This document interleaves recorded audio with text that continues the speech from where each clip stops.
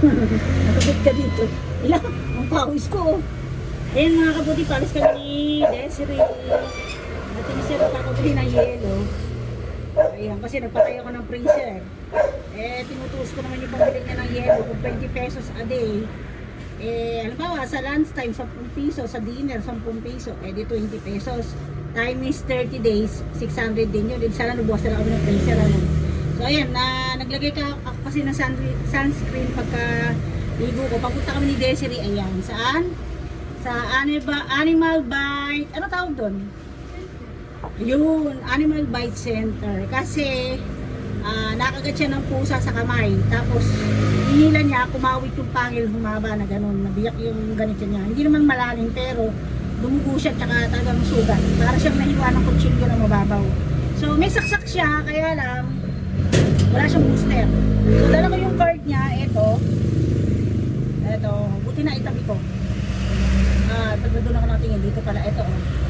So, 2021 siya nakagat siya, nasaksakan. Yung kauna-unahang, hindi ko malilimutan, kauna-unahang sahod ko sa YouTube, napunta sa saksak niya sa, na kagat ng aso, vaccine. Kasi mahal dahil sa private. So, naka 10 or 12,000 yata ako nun. Tapos, ngayon, ayan, tingnan ko kung okay pa yung booster na lang kasi hindi pa siya nabubooster or panibagong inject na kasi almost 5 years na. Ayan mga kapudi, nakazoom pala kanina, di ang laki ng mukha ko kanina sa intro ng video. Nandito na kami sa tapat ng munisipyo ng Baliwag, Bulacan. So ayan, ito ay 24 hours open. At actually, gagaling lang namin dito nung katapusan ng May. Kasi nakagat ng K9 si Mister. Bibiling yelo. Nakawala yung K9 ng kapitbahay. Sakto kinagat siya. So ayan, dito open. Doorbell tayo. Ting pong. Kamukha ni Summer. May tao ba? Wala. Please come in, we're open. Baka busy lang siya. May ginagawa. Or bumili ng merienda. Oh yeah. Piling ko lumabas. Bumili ka ng pagkain. Anong oras na ba? 11:08. Antayin lang natin. So, ayan, si Mister ay nakatatlong saksak na. So, tingnan ko, maisisingit ko yung video niya nung sinasaksakan siya. So, last na saksakan niya ay sa June 27. Puyat siguro kasi 24 hours bukas to eh. Saan na? Feeling ko walang tao. Baka bumili ng pagkain. Nagla-lunch time na kasi. O kumain muna. Kasi alanganin. Pero nung si Mr. Ron, ang dami. Parang 3 yung nakapila. Sila nakapila. Ay, ito na, kuya. Kasi na siya ng pusa, nakagat sa ganito. Pinakain niya kasi. Ngayon, kinain yung pagkain, kasama yung daliri niya, hinila niya ngayon, gumasgas yung ngipin. Kaya may saksak na siya nung papakita ko lang, hindi ko alam kung booster ba or another saksak siya. Nakagat kasi siya ng aso naman dati, K9 din. Namiss ka namin agad kasi si Mr. di pa tapos siya naman na sumunod. Nandito kami nung si Mr. nung nasaksak, pangatlo na ata niyang saksak nung nakaraan. Takot ka masaksakan Parang ayaw mo pa.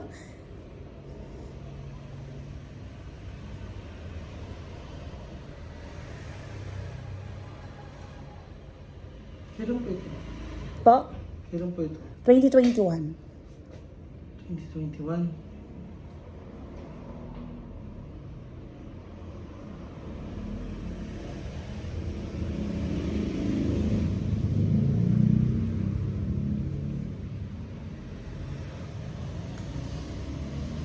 Hindi po ba siya napagpa-booster? Hindi po. Wala po kasi sinabi doon na sa sa Marcelo. Walang sinabi na booster. Sabi parang pag nakagat uli, buboosteran. Hindi pa naman siya nakagat mula noon. Kaya lang ngayon nga sa pusa. Pakita mo yung daliri mo. Patin nga. Ayan, nagsugat kasi. Kumawit yung pangil. Pagka-gagawin po siya po umabot, 21 po. 3 years lang po ito. Yun nga iniisip ko din eh. Back to zero po ito pag ganito. Okay. Sige, okay lang naman. Kasi, sinesearch ko rin sa Google eh. Pero ang alam ko nga, back to zero. Pero kung na-booster sana siya, ano ang possible? Possibility po na maragdagan po yung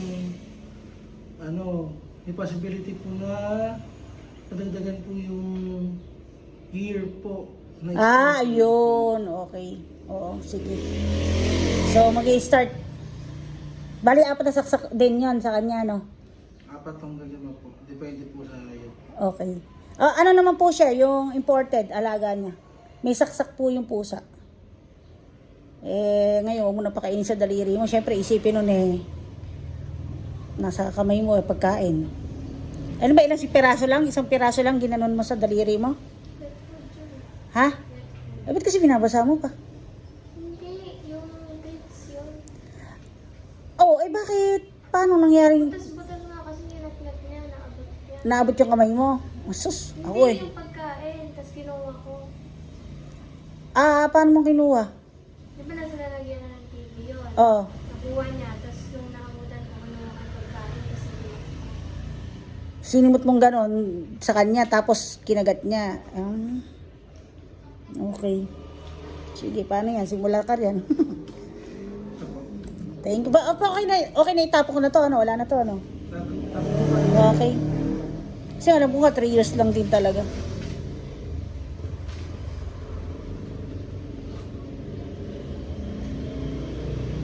At least para may protection ka ulit kahit na anuhin ka ni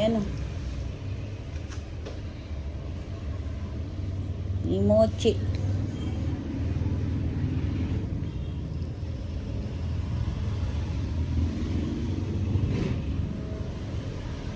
Yung unang saksak po, 700. 700. Tumugo po ba yan? Pinadugo mo or dumugo? Mali po yung pinapadugo po. So, category 3 na po yan, ma'am. Ano po? Category 3 na po yan, pagka ganyan. So, pagka category 3 po, tato na pinare-record po na gamot. So, depende po yun sa inyo kung magpapa-eric po kayo o hindi. Pipirma po kayo ng waiver pagka yun. Kasi po, pagka category 3, tatlo po yung nare-record po na gamot, anti-rabies, anti-tetanus, tsaka eric. So po, pagka ayaw nyo po magpa-eric, pwede naman po kayo pumirma po ng waiver. Okay. Nakapatunayan po na category 3 po siya, and then po nirecord ko po siya gamot na eric, and then dinanggihan niyo po sa kalakan po mangyari po sa kanya, huwag lang po sana, labas na po. Okay. Yung Ridge ba yun? Yun yung, di ba na-explain mo nung una na kasi yung 3 na isasaksak lang, kung hindi Ridge, iyan yung within 1 week bago tumalab na makarating halimbawa sa utak, kasi nga parang yun yung kukontrol sa rabies na makarating sa utak. Pero yung Ridge, yun yung mas matulin makarating at kumontra hanggat wala pa yung 1 week, no? Ganon. Hindi po. Si anti-rabies po kasi, di po yan po kahit saksak po yan natin ngayon sa kanya. Hindi ba tatalab, no? Yes po, wala pa hindi pa po nabibuild up po sa katawan po natin yan.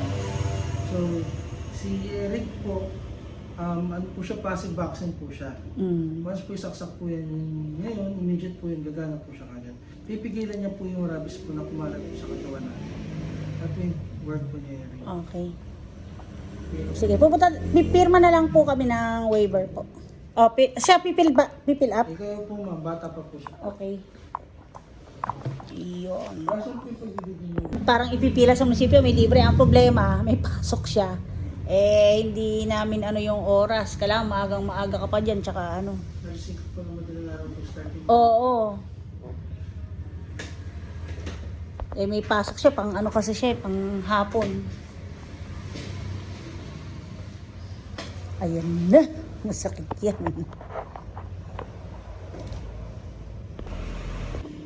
Ayan na. Ready na. Bali, ilang tusok ngayon? 3? Yes po. Kaya mo yan.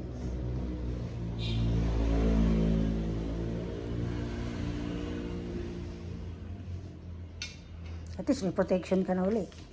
Paano Rowena, ma'am? Rowena Foods to Go. Foods.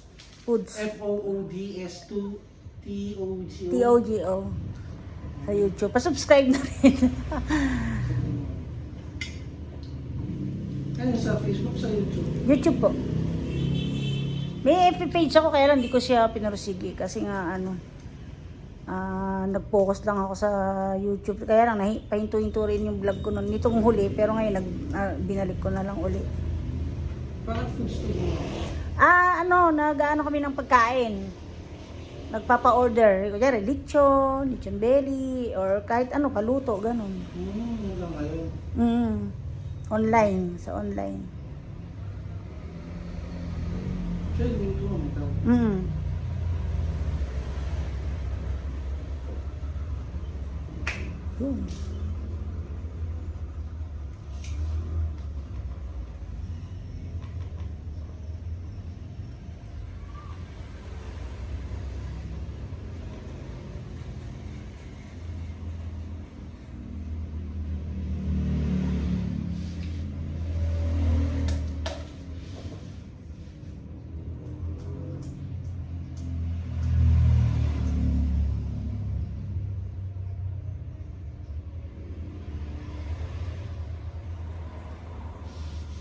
Maliit na may karayon.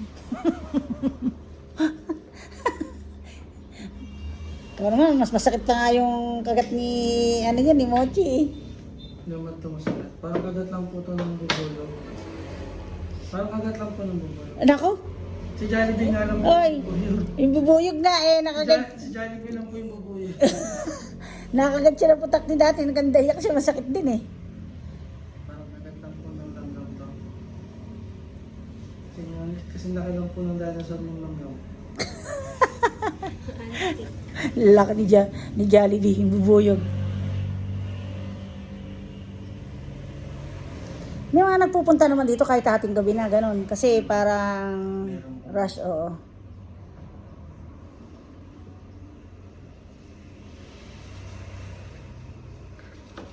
Sino po ba mystery mo, ma'am? Hindi ko na maalala. Si Marvin Santiago. Basta sinamahan namin siya Sunday yun, no? Ako po ba nandito, ma'am? Oo, ikaw. Hindi ko na po maalala. Tapos yung pangalawang balik niya, pangatlo, siya na lang. May isang pang lalaki. Yung may kasabay siya na, si Mr. tinatanong mo, ang sumasagot yung lalaki. Siya yun. okay. Yung may kasamang mag-asawa. Nalaro ko na.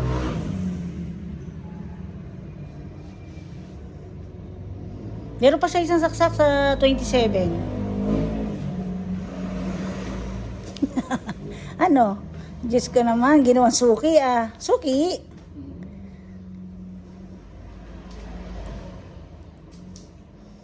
Inuna, pwede naman daw, hindi masaksakan. Sabi sa Google, may saksak naman yung pusa. Siguro, ayaw masaksakan ng karami. Hindi ka ako manghinayang na pasaksakan ka, mas mahirap pagka, Ano sabi po? Sabi naman pwede namang hindi nasaksakan pag may saksak yung pusa ng anti-rabies. Depende pa rin po yun. Sabi ko, hindi baka ako nakahalubilo niya si Summer, wag na ka ako. Hindi masakit yan. Inhale, exhale lang.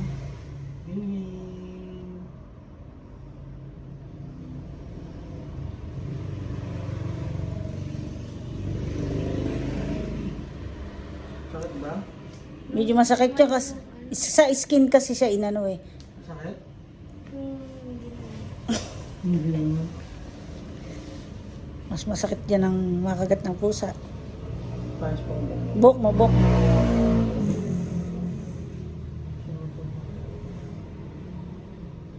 Dapat pala naligo ka na bago ka nagpa-vaccine.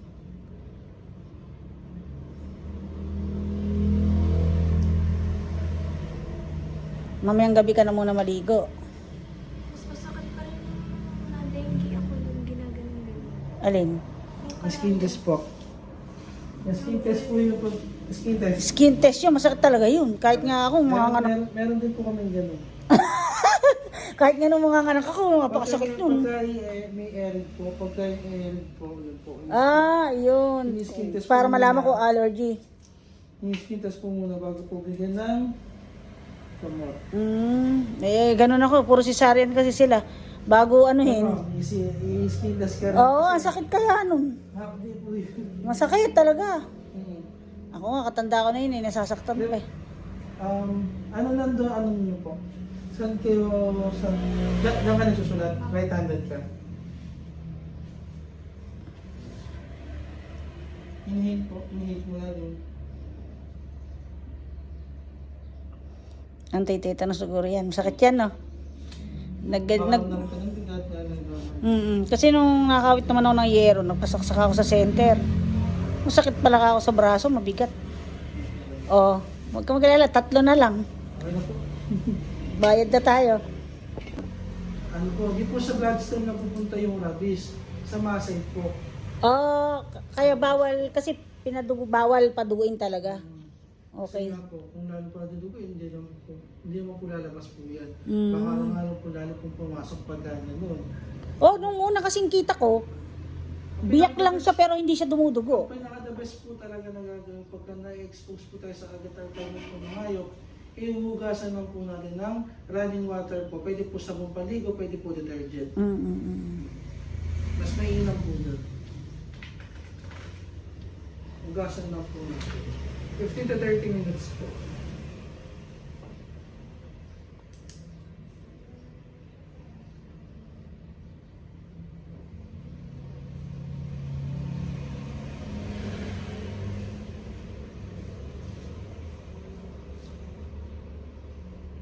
Doon nakaraan nun, hindi na nakapag-vlog yan dito. Oo nga eh. Eh di kasi medyo naghinto ako mag-vlog last year kasi naging PTA president ako sa school. Eh busy doon, daming gawain, nahinto ko. Tapos pero nasisingit-singit ako pa rin mag-vlog. Pero nung sabi ko, mag-vlog na nga, kakauli ako. Sabi kong ganun. Binidyo ko lang siya, inano ko lang, hinarot ko lang kasi duwang din sa karayom yun. Alam naman yung mga lalaki. Ayan, mapipirma muna po ako. Ayan. Yes! May card na siya? Bibigyan ba siya ng card? Yes. Di, susundo pa kami sa palengke kasi kay nanay. Ito po.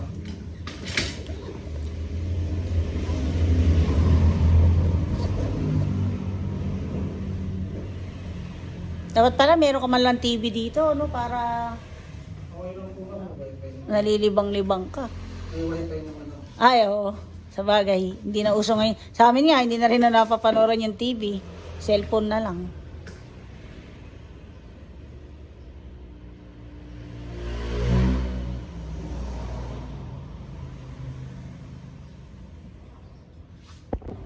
Ayan, congratulations. Meron ka ng award. Tingin ko sa kaliwa. Ano yan? Tingin ko sa kaliwa. Binudyo ka lang. Joke lang po. Para tingin po ang sulat po.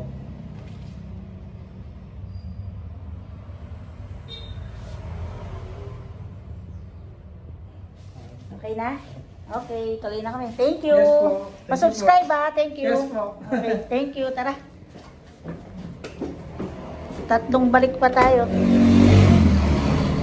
Daanan natin si nanay. So ayun, dadaan na kami sa palengke. Hopefully ay nag-aantay si nanay. Baka isipin niya hindi na kami susundo. Kasi 11 ano na. 47. Oh, yun. Tara. So ayan, magdadrive po muna ako mga kaputi. So ayan, sunduin na namin si nanay. Magbibili pa sana si doktora na gagamitin niya sa school yung, ano tawag doon? Pang highlights sa mga importanteng words sa nire-review niya. Parang yung stabilo tatak. Eh sabi ko, mamayang hapon na lang kasi nga si nanay baka naiinitan. Kasi yung x-ray ni nanay, actually isa yan sa isang reason na hindi din ako gano'n nakapag-vlog pa. Puro health issue kami. So nung January, ubo siya ng ubo, hindi naaalis. So dinala ko siya sa pulmonologist. Eh next ray siya. Sa x-ray niya nakalagay heart enlargement at saka meron pa isang salita. So i-discuss ko sa inyo sa susunod na mga araw. So sabi ko ay kailangan namin sa cardiologist. Eh alam niyo ba, nagpaano siya? nagpa-appointment sa ano nga ba yung doktor sa utak. Ayoko naman pong magsalita na lang basta ng kung ano yung word na yun kasi baka magkamali ako, magbuka pa ako katawa-tawa. Hindi ko alam kung neurology ba sa utak. Correct me if I'm wrong po mga kabuti. So sabi ko bakit doon ka nagpaano sa puso yung ano mo parang araw siya mai-stroke. Tapos para daw yung isang mata niya medyo parang lumabo ata or kumukundap din, parang ganon. So sabi ngayon ng doktor, kasama ako, baka raw sinyalis yun na mai-stroke siya kasi daw yung mga ganyan may mga signal daw yan, sinisignal. Kumbaga binibigyan ng signal yung ating katawan. So yun, binigyan siya ng aspirin at saka yung isa para doon sa kirot yun pero nung oras na ininom niya yun, naginawaan daw siya. Pero sabi, mag-follow up check up siya. Ayaw naman niya. Kaya nga minsan, mahirap din yung minsan po kasi may pasyente na makulit Pag nakainom ng gamot at nakaramdam ng ginawa inihinto na yung gamot. So bago siya kami makarating ng neurologist, nung dinala ko siya sa pulmonologist, kinumpleto yung reseta niya ng gamot, binili namin tsaka pausok.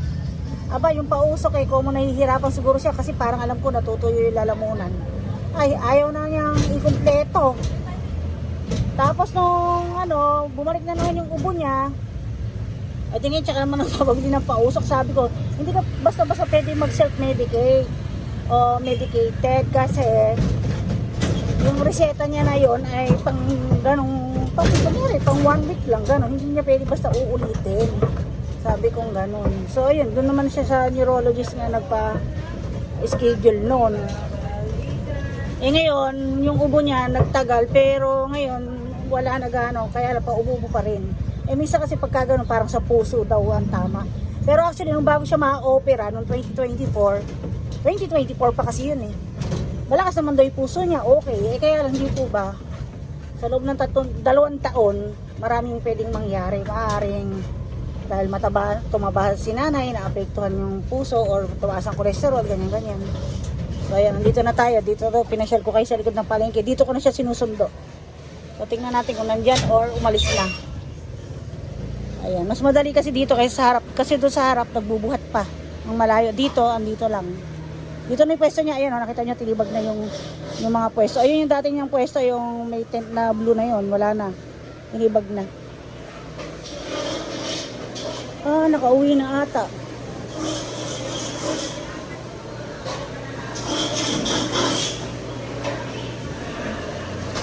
Nakauwi na. Wala na. Ha? Wala din mga gamit Teka, magtatanong ako. Ayun pala, gumagala. Ayan, paparating na. Tara na! Gumala pala. Buti na lang sabi ni Desiree, gumala. Ayan ito, dito na ngayon kami dumadaan sa likod ng palengke. Ayan, ito mga tilibag na. Ayan. Hindi ko alam kung gagawin pa yan or ganyan na siya. Gagawin parking area. So dito na rin si Nanay nagtitinda ngayon sa loob. Hindi na niya pwesto yung pwesto na ni Ate Rambo. Ni Tita Ganda. So nagtitiket na lang siya. So ewan ko kung hanggang kailan siya sisipagin pang magtinda kasi nga yun po kasi yung isa sa ayaw niya kaya tumigil magtinda. Yung karaniwan sa mga nagtitinda dito may 5-6. If ever na magkaroon ng emergency kailangan ng malaki na pera ay yun, pwede siyang kumuha kasi nga kilala na sila dito sa palengke. As in, dekada na silang muutang ng 5-6 at parinyo-rinyo. Ayan, nasa flyover na po kami mga kapuding. Ayan, pauwi na kami ni Desiree. So ayan, bibili tayo ng yelo mamaya doon sa may eskwelahan sa 10 pisong yelo ni Mister. So ayan mga kapuding, hanggang dito na lang po at manood na lang po. Para po kami ay magkaroon ng views sa YouTube. So ayan, hanggang dito na lang po. Thank you for watching. Ingat po tayong lahat at God bless. Bye-bye.